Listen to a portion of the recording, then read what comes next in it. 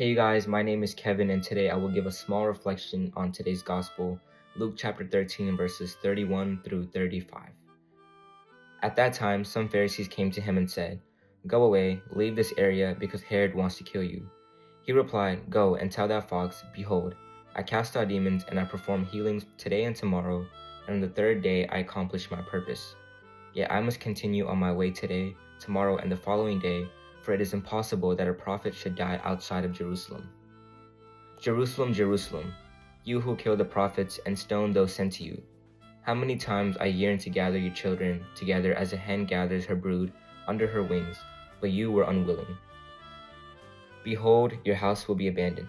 I tell you, you will not see me until you say, 'Blessed is he who comes in the name of the Lord.'" So the passage begins with the Pharisees coming to Jesus and asking him to leave because Herod wants him killed. And we don't know if the Pharisees are coming in a negative approach or not.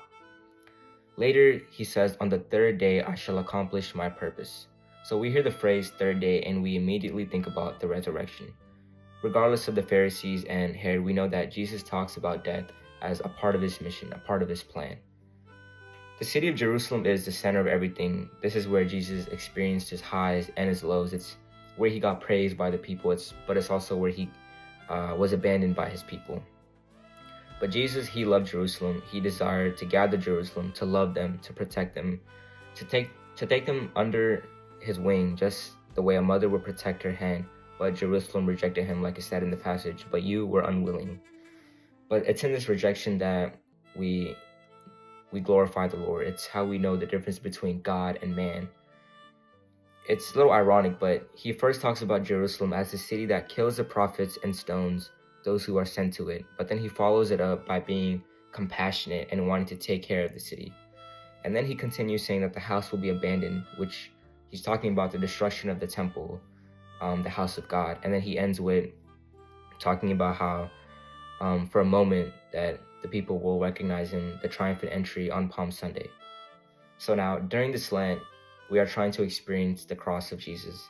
And in this passage, we can reflect and we can ask ourselves the intentionality behind Lent. Are we being intentional about the purpose of why we're doing the things that we are doing, or if we're doing it just because?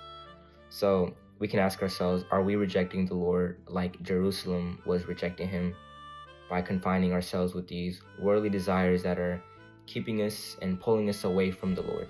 So let's focus on recognizing God's messages as we starve the flesh and we feed the spirit as we try to get closer with the Lord during this season of Lent. Thank you.